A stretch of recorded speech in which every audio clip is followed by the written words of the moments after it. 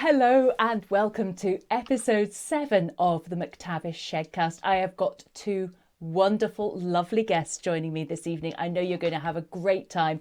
I just have to say, if you're going to join us, comment, send us a message, send us a question, because we can't see anything from you if you just say like or heart. So send us your messages and your questions. Well, let's say hello now to EAMONN Holmes and BEV Lyons. Thank you both so much for joining us this evening. EAMONN, if I can start off with you, how are you coping in lockdown with Ruth and Jack? Good question. Ruth is quite an anxious person, and I think she's quite affected by all of this. So I think that she makes herself incredibly busy. I mean, she's literally just through the door, having walked the dog, having made dinner, having cleaned the house from top to bottom, having done her skipping challenge, having, that she just fills every hour of the day. That is because she overthinks. She does things where I say she listens to every news bulletin. I say, stop it, don't do it, stop listening to it. What purpose is it achieving? And she's the sort that, she will slavishly listen to everything she's told. She's a model citizen. She's very good like that. That's what she does. But so I find it. As for Jack, apparently he lives in this house somewhere, but I never see him. I genuinely have to communicate with my 18-year-old on the phone to see where he is and what he's doing. All I know is he arises sometime around 2 p.m. in the afternoon. And then he seems to go to bed, but he doesn't look like that now. He's 6'4" now, I can tell you. He goes to bed at around 2 a.m. in the morning. What he does in between, I have no idea. I never see him. But But I think the main thing is you keep no matter what happens, you keep yourself occupied. You try and keep yourself positive. I think you dress to go to work. Well, you know what I mean? I don't think there's any point sitting growing a beard and not having a shower and sitting around in your comfies all day. I try to make an effort like that. But the main thing is, as long as we keep our health, keep our distance, that's the important thing. Now, Bev, a lot of people will know you as an incredibly gregarious showbiz reporter here in Scotland, and they see you at every party. You're always absolutely fizzing with excitement and enthusiasm. But I think it's fair to say that this has really knocked you for six, hasn't it, the lockdown? Yeah, it's so weird not to go out and to stay in. I can't imagine in the last 20 years even being in as much. But actually, it's got some plus points to it in that I'm getting things done that maybe I said I would do. For example, I laid some grass out on the terrace, which I did myself without a workman. But yeah, it has been really weird. And for somebody that loves people so much, and I vibe off the energy of people, I felt, I've got my hands tied here, and it's pretty tough going in that respect. And also, I've never felt that I've had to tell so many people to get back on a visit to the supermarket or on a job. Not that I have necessarily verbalized that. It's been in my head, though. I've wanted to shout all sorts of abuse at people who have been invading that 2 meters. My anxiety has not been very good for it, actually. You see, I'm not used to going to the supermarket, really. I don't really do that. But because I have been going and I get lots of strange looks from people, I wasn't really aware of the code and the distancing. I mean, I thought I was doing it okay. But I have a lot of women who do a lot of tutting when I'm around, sort of. Oh, dear. Yes, and then I notice them, and they're standing at either end of the aisle, and they won't come down and things. And I'm thinking, what's this all about? It took a while for the penny to drop with me that you do have to keep that distance, and that's very important. And as you say, Bev, there is genuine anxiousness with a lot of people. Whether it's justified or not justified doesn't really matter. A lot of people are really, really depressed by all of this and very, very worried. Very worried. Well, Bev, you were talking about your mum earlier, who's 76, isn't she, and living in a flat, but she won't even go out into the garden. Yeah, you see, so we have this thing. Obviously, you're only meant to go and see somebody if you have got an essential shop to give them. And I've seen my mother twice in the corridor. She's in a block of flats and she's on the ground floor. And I've managed to stay actually probably more than 2 meters just to be on the safe side because it's my wee mummy and I don't want to harm her in any way. But she has got her own little private garden area and the kitchen doors actually open out onto that. But she said to me, and I'm sure she's not alone in this, I mean, because she would freak out that I'm even telling you this, but she doesn't like spiders. And she said, you know, no, we're not opening the doors. You're not sitting out in the garden and talking to me because the spiders will get in. And then I don't know how to deal with the spiders.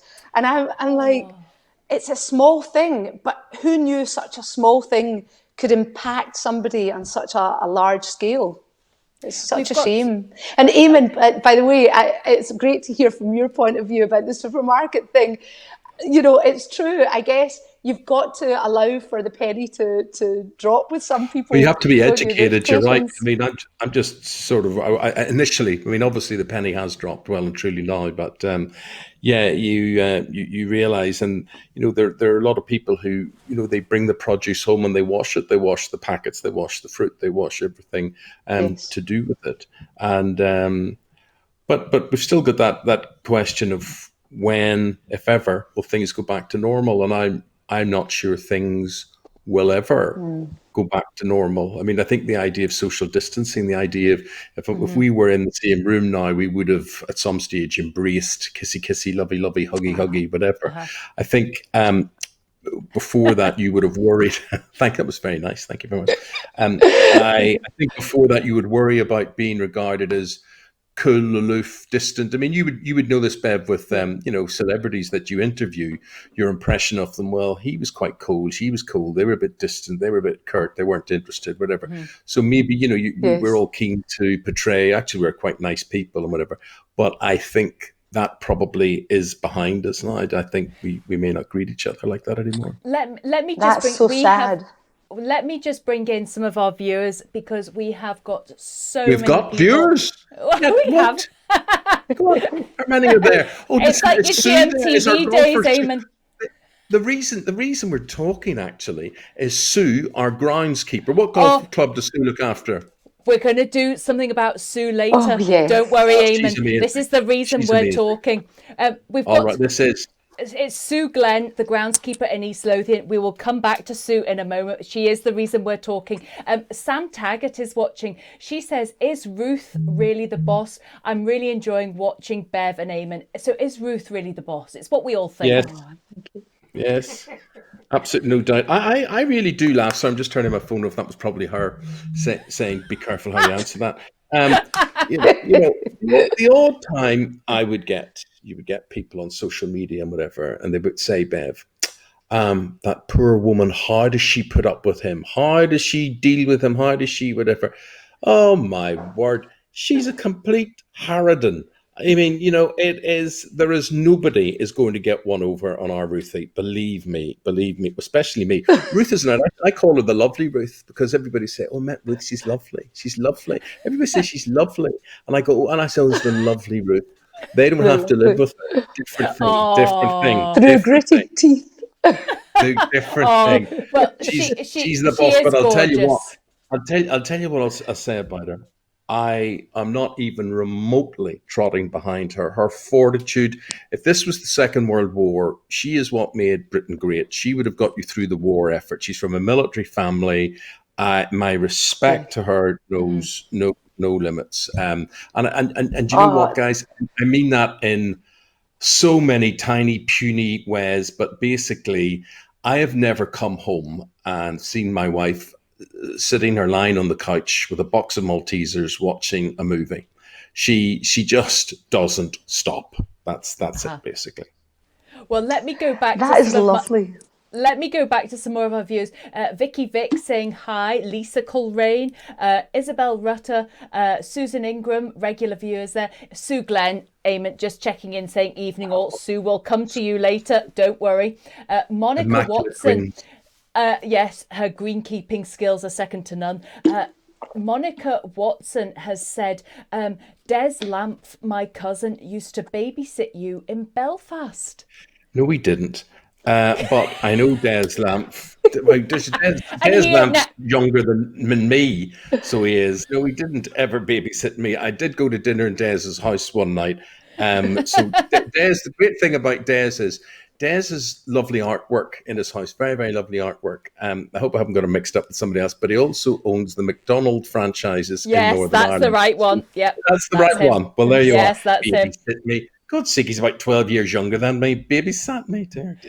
Maybe. Eamon, do you know what you're in danger of sounding like? Daniel O'Donnell. When I interviewed Daniel O'Donnell and I said, I read out the names of like 60 women over the age of 80 and he knew every single one in detail, what their baking speciality was. So you're in danger of becoming a bit Daniel O'Donnell like that. Right.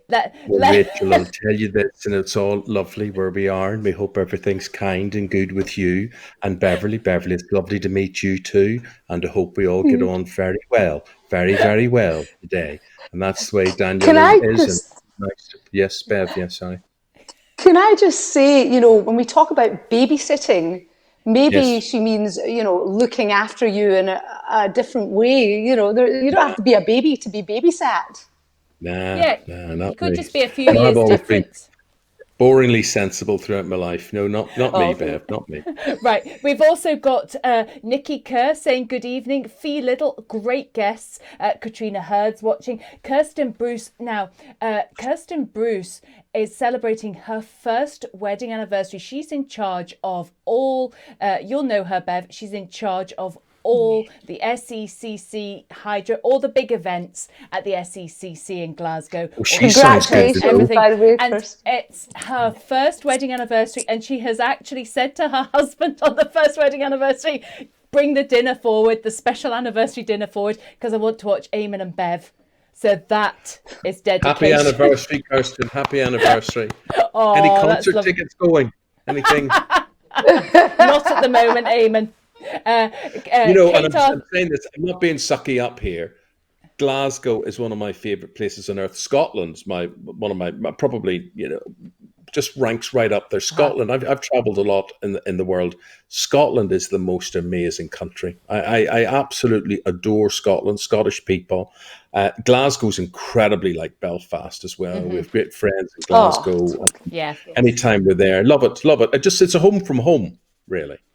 I actually bumped into somebody when I was doing my correct social government mandated exercise yesterday, and I said you were coming on the Shedcast, and she worked at Celtic Park. I think her name was Laura, and she said you were absolutely adorable. You came for a Brendan Rodgers, something to do with Brendan Rodgers. And that sounds like me. Now see, Bev, that's a good description of me. Not babysitting or looking after me, but absolutely adorable. That just sounds spot on. That's it. That's lovely. Now, obviously, being Scotland, you now need to balance that up with a nice Rangers story as well. Oh, yes. Yeah. Alex Ferguson, Rangers. You love Alex Ferguson, don't you? Oh my God, a god. Okay, so we've balanced it out. That's it. We've ticked all the boxes now. We're absolutely fine. Yeah, Bev and I are now breathing a sigh of relief. Kate Arthur Scott's watching. Owen Shearer's watching. Wendy Wilson. I used to go to school with her. Hi, Wendy. Alan Mack. Beverly Lyons. Heart. Alan Mack loves you. Shirley Mullen, hello everyone, nice to see you. Zara, former guest, nice to see you. Joanne as well. Brilliant guests. Different to seeing Eamon on here rather than on this morning. Hope you're all staying safe. Now, I have to say, the funny thing was I had a chat with both of you before we did tonight's Shedcast, and within 10 minutes of speaking to the pair of you, you were going on about your COVID dreams. I think, and there's been articles in the newspapers about this. Everybody is having the most horrific dreams. Bev, give us a brief update of because this actually got me terrified and I wasn't even part of this. Well, I've had a couple, actually I've had about 3 or 4, but the two that I can really remember, one was I was going up a very sort of narrow staircase up to the top. You can imagine maybe somewhere like the Edinburgh Students' Union, right up to the top. And I'd reached the top and I looked down to try and come down and all these people were coming up and I thought, I'm trapped. I can't get down because without social distancing, I don't know what to do. But the worst one was after I'd watched Contagion, the film, which in hindsight was probably a silly thing to do. And I have to say it weirdly mirrored a lot of what's going on just now. Although it's strange days when the ending of a film is happier than the reality, i.e. they found a cure. So hopefully we reach that end soon. But that night went to bed, and I'd been reading a lot about how the taste had gone in your mouth, you know, if you had mild symptoms even of COVID. And I felt that my lips were sort of numbing up and blowing up slightly. And then I felt that my throat was closing. And I was trying to tell my friend in the dream, you know, I was trying to speak and I couldn't speak because it was all closing up.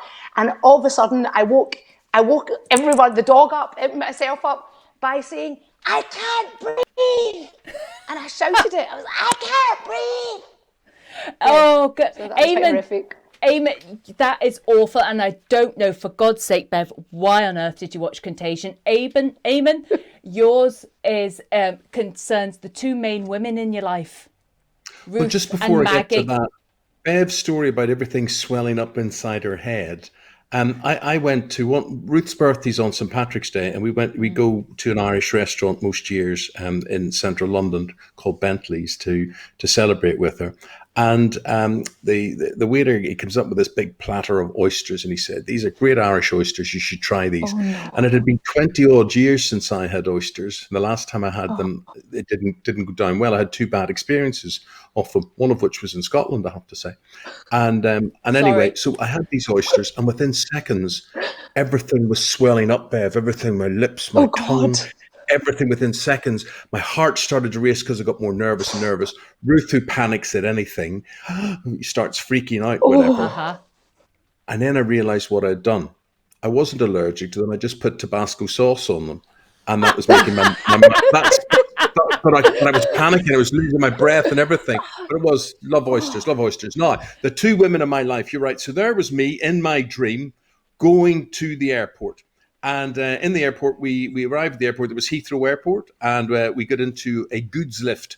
And for some reason, a barrier came down in between the goods lift. Ruth was on one side of this barrier and I was on the other. So my door opened at a different floor than her door on the other side. So I get out with the dog, except I'm miles away from Heathrow. And I have to run back, get back to Heathrow, get in there with the dog. And I get to the check-in and I realize they said, "You've got a dog with you. You're not allowed to have a dog on the plane. You can't bring a dog on board." I went, "I forgot to check the dog in. I forgot to tell people the dog was coming." And they said, "You're going to have to leave your dog here." And I said, "What?" You said, "Well, your wife is on board and on the plane to China for all reasons. Don't ask me why. She doesn't like flying, right? She doesn't like most things, but she doesn't like flying in particular, right?" So he said, your wife is going to have to end up either on her own going to China, or you're going to have to be with the dog. But the dog will have to stay here, or you go to China. What's it going to be? I said, "I'll stay with the dog. That's fine." So it's not funny. That shows me the love that dog gives me. If my wife or anybody gave me that love that dog gives me, what more could you ask for? Well, do you know what? This leads us nicely on to the fact that all three of us are relying a lot on our dogs at the moment. I'm sure there's a lot of people out there who are saying that they've got pets as well and they're helping them through it.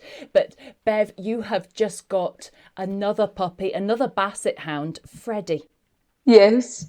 Freddie, wee Freddie, he's 7.5 months now. And I mean, most of that time, well, quite a long time has been spent now in isolation, which for a 7.5-month-old pup who is just reaching puberty is rather interesting because he's taken a shine to me. Yes, he has. He basically tries to hump me on a not hourly basis, but quite regularly. And I'm obviously having to distract him with other things. Oh, thanks, Eamon. What can I say? Sorry. Oh, poor Freddie. But yeah, Oh, yeah, it's a wee shame. So I think he thinks I'm another dog because I do play with him. You know, I get down on the ground and I have tugs of war and everything like that. And, you know, because we've been taking him out a wee bit to the park, but that's only been in latter weeks. Because I was scared to do that. We heard so many people were in the parks and that it would be a bit dodgy. In some parts, it's quietened down. You still have to. I feel like an owl. I've got a 360-degree head that's turning in every direction to check that there's not a cyclist or a runner coming up from one angle or another. And then you think you're okay, and then somebody whizzes past on the bike, and you go, too close, mate. But they're away, so by that point it's too late. But yeah, so that's wee Freddie. He's cute as anything. And Eamon, you talked about Maggie. I think we've got a picture of wee Maggie. Yeah. She is the apple of your eye, isn't she? Well, Briefly, that was... Eamon, can you tell us how Maggie came to be in your life? Because this story gave me goosebumps. Well, that was 10 years ago. And the thing is, Bev, unlike Freddie will turn into quite a stocky dog, won't he? As a basset hound, won't he? Yes. He'll be quite sturdy. Maggie hasn't changed. She hasn't, as you can see from the picture there, she's like a black fox, really. And so she's a rescue dog, and that was at the Dogs Trust. And we went through a period where our son wanted to have a dog, which we should have realised. He was 9. He was cute at the time. He promised he would look after it and walk it and all that sort of thing. But that doesn't come happening. But a friend of mine at Sky News, a couple of friends of mine, Jacqueline Beltrao and Charlotte Hawkins, who I was working with on the breakfast show at the time, they said, look, it's the 10th anniversary of the Dogs Trust at Harefield. Would you cut the ribbon? I said, I've no connection with dogs. I'm not into dogs. Don't know anything about dogs. Not a dog person. Why do you want me? I said, oh, please, it would get them some publicity. Would you please go and do it? So eventually they both have rescue dogs, and I went and did it. And I must admit, I was quite taken when I walked around the facilities at Harefield.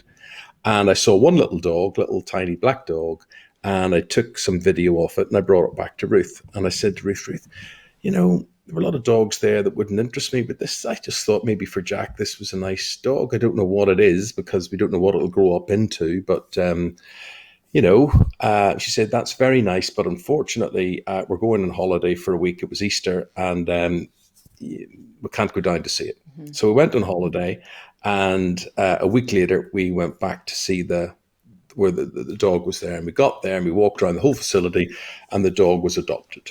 It said the dog was gone, dog was adopted. Aww. And truthfully, and I do believe this, it's not that you choose a dog would choose you, and nobody was choosing us that day. It wasn't happening. So as we were leaving the facility at the end, we're saying goodbye to everybody, the door opens and one of the walkers comes through with a little dog on a very long lead, and the dog runs down the corridor, jumps up on my son. He falls to his knees. The dog starts licking his face. It's love at first sight.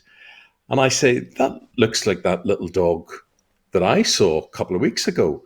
And they went, oh, Magdalene. I said, yeah. And they said, oh, yeah. I said, but I thought Magdalene was adopted. And the woman said, but the lady who adopted her got a full-time job. She couldn't look after her, so she's had to hand her back. She just handed her back yesterday.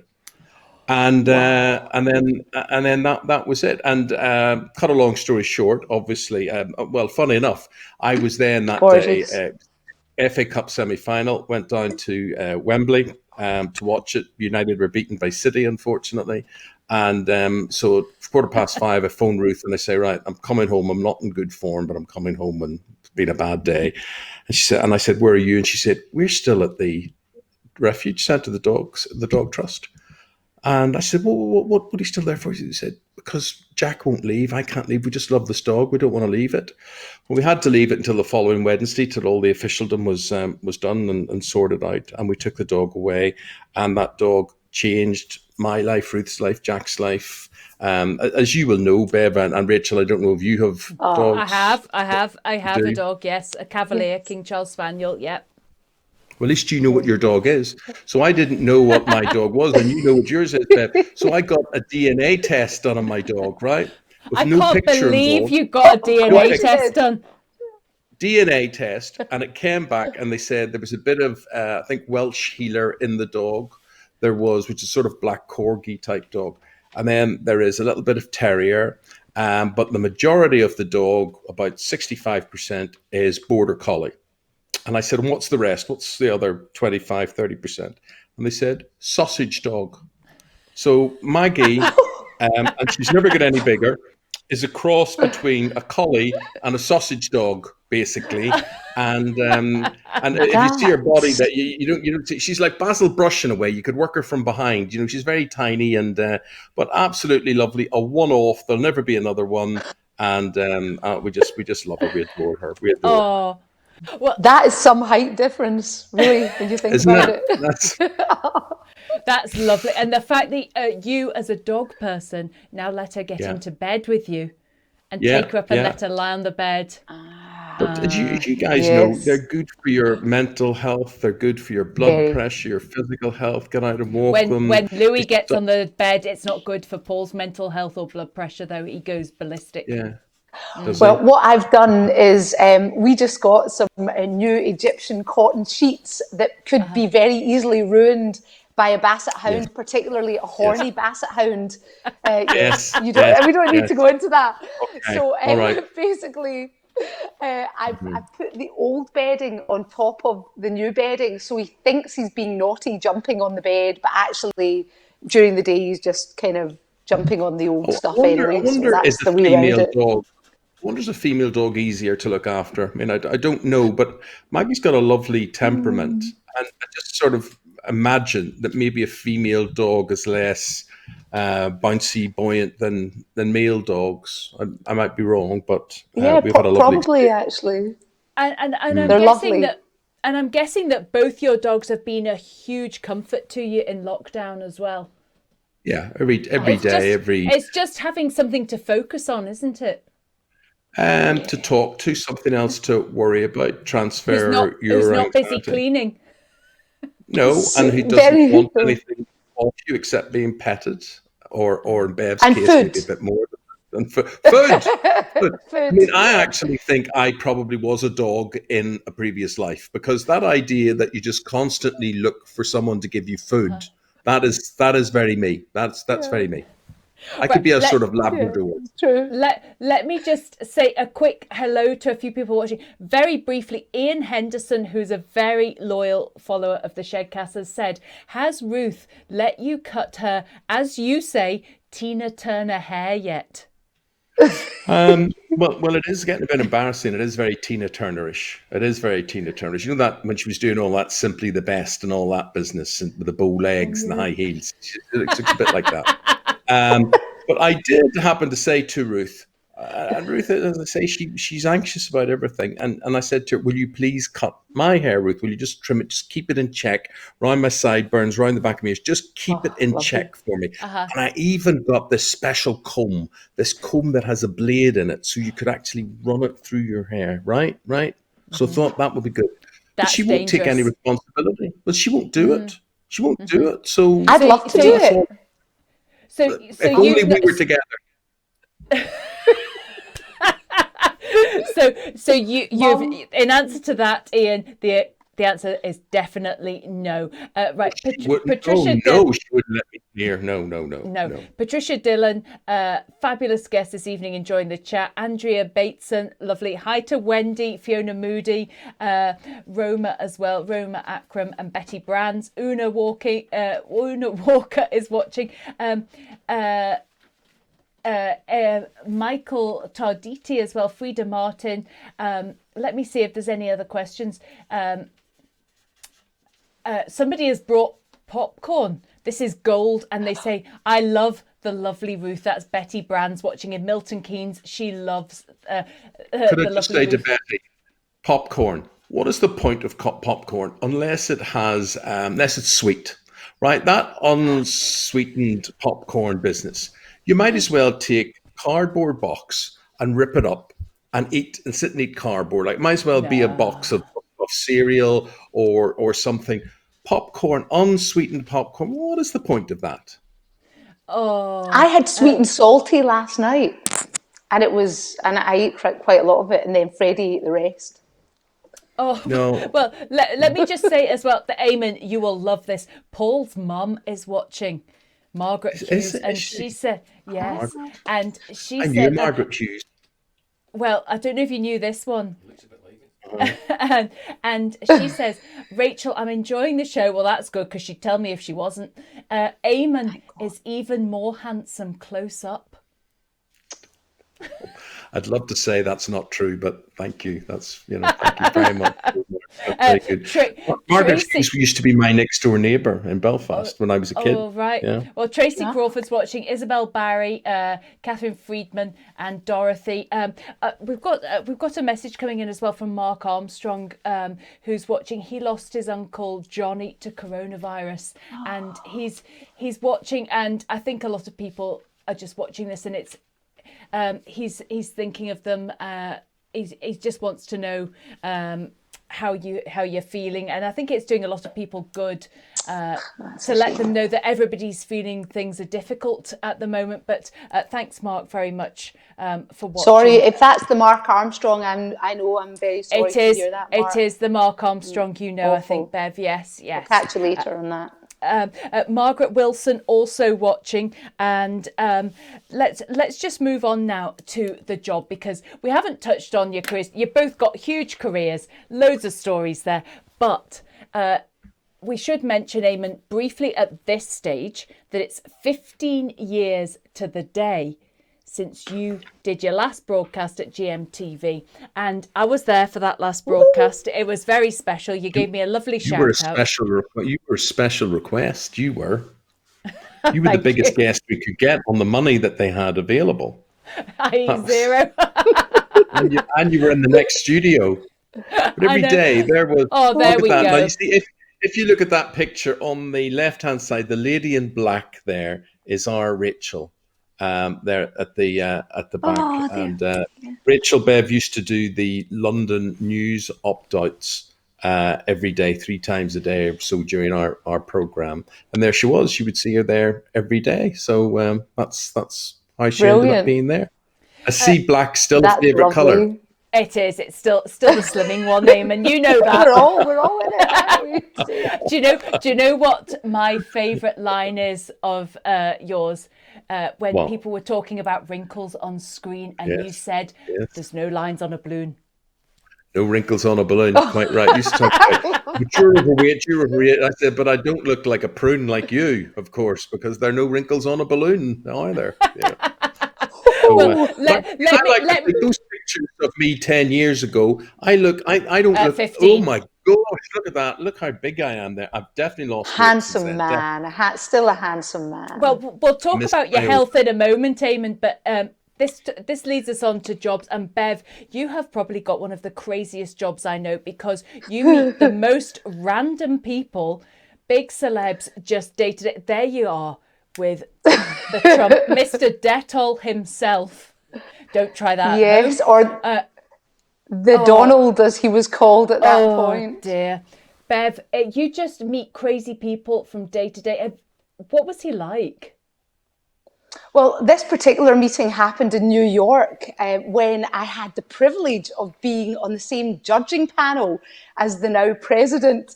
It's not every day you can say that, really, is it? For a few years in a row, I actually was invited out to New York for Dress to Kilt, where the Donald was judging alongside Sean Connery and lots of other people, Sir Sean now, of course. And I met him. I was told, right, this year you're going to meet him properly, and you can have a chat, and you can get a wee chat for, I think it was for the Daily Record at that point. So I was introduced to him, and he gave me the initial eye contact and the hello, and I'm not sure, but I think I said something about, I like your hair. I think I had to reference the hair. It was just an inner joke that I had to get out there. And he talked about his mother being from Scotland. But then as he was talking to me, I noticed very clearly that he was looking over my left shoulder. And I thought, what's going on? What's this all about? And I looked behind me, and there behind me was a Victoria's Secret model. In fact, not one, but 2 in their scanties, getting dressed for the fashion show. And that was that. I'd lost his attention by that point. Yeah. What can I say? Oh, no. And you should have called your doggy Donald. Oh, yes. Yes, very inappropriate at times. I think we've got some more pictures of people who you've met. Well, you took Beyonce shopping. Yeah, that was shopping. We went down the Aldi and the Lidl. No, basically, what happened was that was at the MTV Awards in Edinburgh. When it was in Edinburgh, of course, it's subsequently been in Glasgow, and I had the privilege of going there too. But with the Beyonce thing, that was, to cut a long story short, I'd met somebody in a lift who'd lost their suitcase, and I offered to give them a pair of my shoes to wear to the party they were attending. And as a result, they invited me to the said party, which was at Harvey Nicks. How random is that? I went along to the party and nobody was really there because they were all having a big dinner at Prestonfield House in Edinburgh. But I thought, we'll give this, 40 minutes or something. I was with Leanne Fullerton, who was also doing the pages with me for the Raz and the Daily Record at the time. And lo and behold, just as we were leaving, up came somebody up the escalator, huge bouncer, and then it was, OMG, it's Beyonce. So we were locked into Harvey Nicks while she tried on her Juicy Couture tracksuits, took a shot of wheatgrass juice, got some shades. And of course, I tried to get a picture with her pretty early on because I thought, if you're not fast, you're last. I mean, we were the only people in there with her, but you have to ask. And I was told, not right now, not right now. And then just before she was leaving, she danced about to some music. She took the tape. It was a tape at the time. She took the tape of songs. It can't be that long ago. Maybe it was a CD. But she took it out with her. And just as she was leaving, she turned to me and she went, "Thank you so much. I'll do that picture now for you." And at the time it was a disposable camera, the disposable cameras. Yeah. I threw it to a security guy and I said, "Can you take it?" And he took it and we wound it on and we got it in the paper like 2 days later. Brilliant. And Dolly Parton as well. Oh, Dolly Parton. Well, I love Dolly Parton. I mean, we all love Dolly Parton. She is amazing. And I had the pleasure of phoning her first before I actually met her in person. And of course, I had to do the "Hello, Dolly." It's not every day you can do that. And she talked about how Dolly the sheep was, of course, named after her because Dolly the sheep was grown from mammaries. Babies. I never realised that. Yes. So she talked about that and how she'd like to see what was under Sir Sean Connery's kilt and all that. She was a great laugh. And when I went to meet her, the paper said, "Look, can you dress up a bit as her?" Because 9 to 5 is my karaoke speciality. So I did. I dressed up as her and she went, "Oh, you're a Dolly impersonator. Isn't that lovely?" Oh, Eamon, I know you always get asked about the David Blaine thing. I know he was a tricky customer, but who did you meet who you thought, "Oh, I really like you, and if you weren't so famous, I think we could be friends"? Well, Dolly Parton has that influence on people, as you will know there. Pierce Brosnan, I think. I remember going in to interview, as you guys will know, often it's not the celebs that are the problem, it's the people around them. They're people. Yes. And you get very little time to do the jobs that we've got to do. And, I'm personally not a fan of the idea that you queue up in a hotel corridor and everybody gets 4 minutes or 5 minutes and you go on one of those junkets. I don't think it does anybody any good. They get cheesed off. They get bored about it. They get bored asked the same questions or but it is amazing though how many people don't do their research as well. No wonder they get hacked off, these celebs. People don't know what they've starred in before, who they're married to, who they're dating, whatever. So sometimes they get a bit prickly with it. But I remember going in to see Pierce Brosnan, and the PR person, I came in and said, "Hello, how are you doing?" He said, and Pierce gets very Irish when he's with other Irish people. So in real life, he talks, he gets asked, "Where are you from? Tell me where you're from." And he's very Irish and whatever. And and I start telling him, and the PR person said, "Bev, you'll identify with this. Mr. Holmes, this is on your time," meaning if you don't shut up talking, you're going to have less interview time. And Piers basically said, "Yeah, don't worry."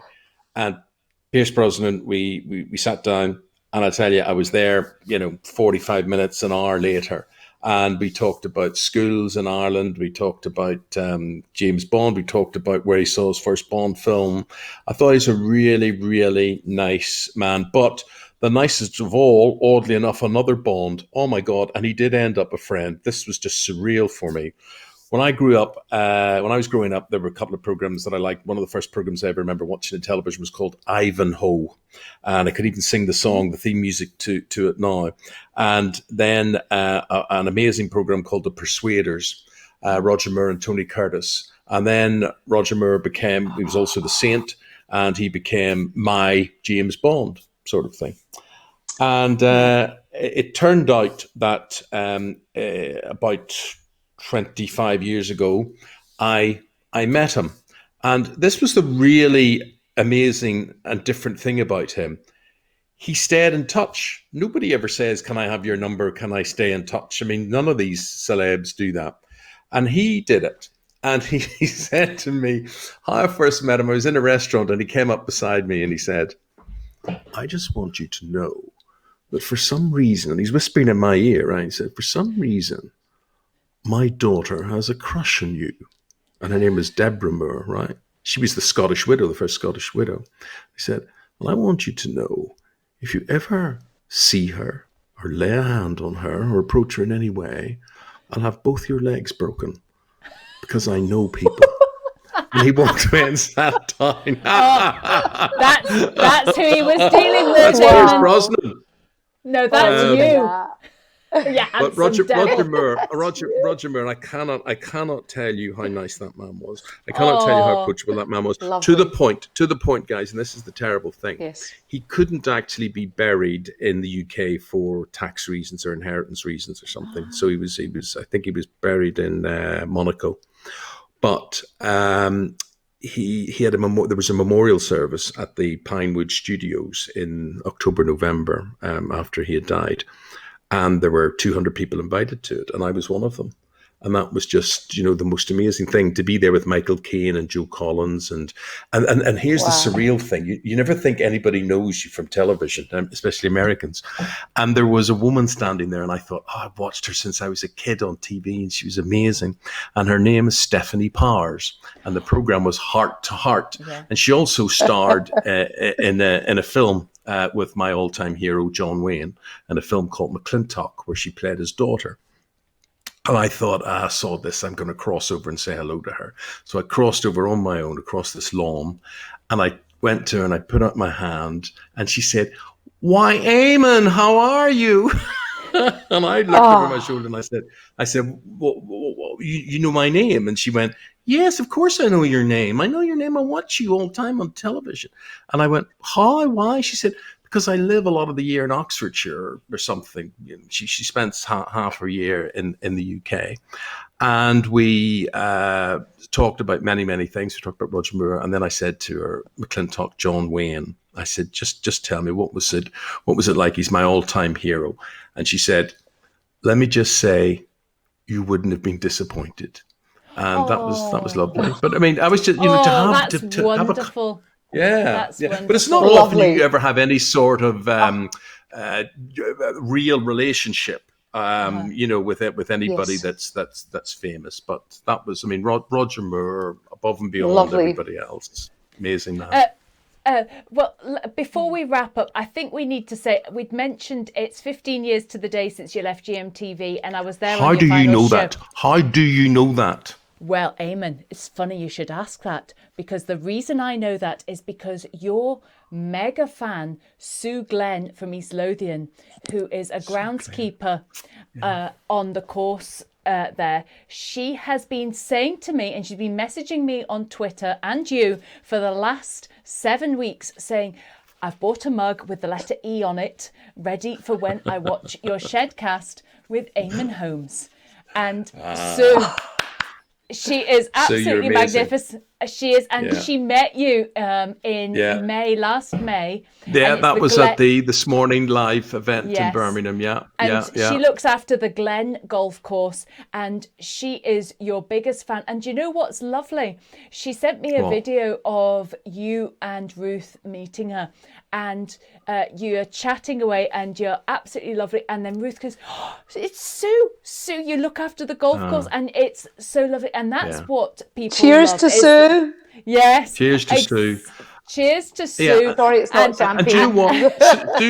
Sue's a good example of, on social media, on Twitter, there are a number of people down through the years who I have formed a contact with. And you don't know why people say, oh, don't get friendly with anybody on social media. Don't do this, don't do that. But I have on a number of occasions, and Sue would be one of them. And it's a great privilege, and it makes the world a smaller place. And I honestly say, Bev, in these times where we worry about the world and if the world will change and whatever, I genuinely would look at Sue Glenn and I would think, what she does, she must be so at peace and happy. She's up at 5 a.m. or so. She's out as soon as the sun comes up. She is tending those fairways, those greens. I would say she loves her job. I would say she's very at peace with her job and nature. And in a way, I'm a wee bit envious. I have to say. Contentment. Contentment. Don't you think this whole isolation thing has made us think in simpler terms in many ways? It's made us go back to basics and appreciate the sunshine in the sky and the health that we have and the people that are around us. And that's all that we can And want, Bev, really. I sit here and I think we have too much stuff. And this is not about whether you're wealthy or whether you're not or whatever, but our lives are all about accumulating cosmetics for the bathroom or cushions for your sofa or whatever, and life isn't really about that. I think we realize that. And what I notice, you say blue sky there, silence as well, no airplanes, no traffic, and I hear birds and I ask myself the question, were the birds always there? Were they there? Did we just not hear them before? Or are they making themselves heard? So much. Well, on that lovely positive note, it has been so nice to spend an evening with you both, Bev and Eamon. Thank you very much for giving up your time, and I hope all our viewers have enjoyed it too. So good night to everybody watching, and thank you both very much. Thank you. And thank you, Thanks Sue for Glenn, having whose us. idea this is. Yeah, thank you very much indeed. Thank you.